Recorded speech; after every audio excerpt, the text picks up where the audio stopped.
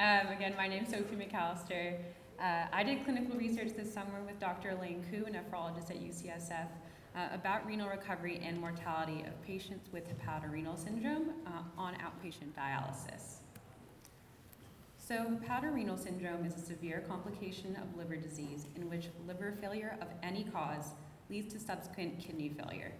Almost 20% of patients with cirrhosis and ascites will have AKI due to hepatorenal syndrome. Prognosis is poor for patients with hepatorenal syndrome, with a median survival of only 2 weeks. It is unknown if it is beneficial to replace kidney function with dialysis when liver function is unlikely to improve. Even if such patients are offered dialysis, in the absence of the ability to replace liver function, these patients are unlikely to thrive in the long term. To address this gap in research, we asked 2 questions. 1, what are the hazards of recovery of kidney function or death within 1 year of starting outpatient dialysis in hepatorenal patients compared to other causes of end-stage renal disease? And 2, what are the patient characteristics associated with greater likelihood of kidney function in those with hepatorenal syndrome starting outpatient dialysis? Or in essence, 1, are hepatorenal patients surviving and recovering? And 2, who exactly is recovering? We performed a retrospective cohort study using the United States Renal Data System, the national database of ESRD patients treated with outpatient dialysis. We included patients with hepatorenal syndrome who are at least 18 years old and who started dialysis between 1995 and 2015. Patients were followed for up to 1 year after starting outpatient dialysis for outcomes of interest. ESRD patients with other causes of ESRD meeting the same inclusion criteria were used as a comparison group. Renal recovery was defined as at least 90-day dialysis-free period and survival. So for question 1, the hazard of renal recovery and death for hepatorenal syndrome was compared to other causes of ESRD using Fine-Gray and Cox models respectively. And for question 2, characteristics of hepatorenal syndrome patients associated with greater likelihood of recovery of kidney function were also determined using Fine-Gray models.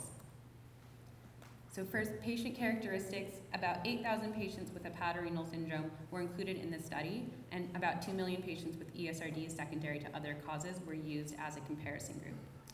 The mean age of patients with hepatorenal syndrome was 57 years old, and 65% of these hepatorenal patients were male. 70% of patients were non-Hispanic white, and 11% were non-Hispanic black. 12% of patients with hepatorenal syndrome experienced renal recovery within 1 year of starting outpatient dialysis. However, 62% of all patients with hepatorenal syndrome died within 1 year of starting outpatient dialysis.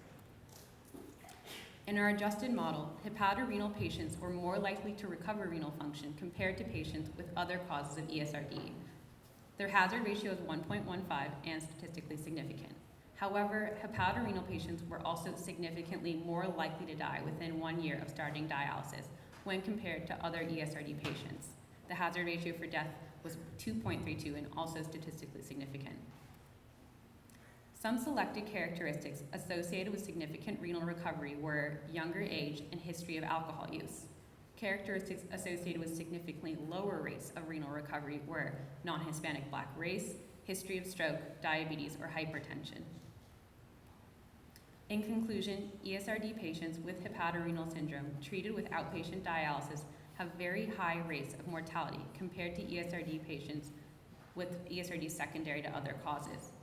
A small subset of hepatorenal patients recover renal function, and hepatorenal patients are more likely to recover than patients with other causes of ESRD. However, the vast majority of these patients will die within 1 year.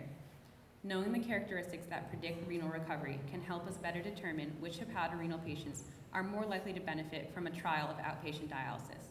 This includes younger patients, patients with a history of alcohol use, and those without comorbidities such as hypertension, diabetes, and stroke.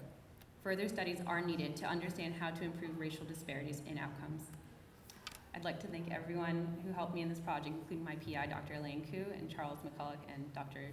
Barbara Grimes.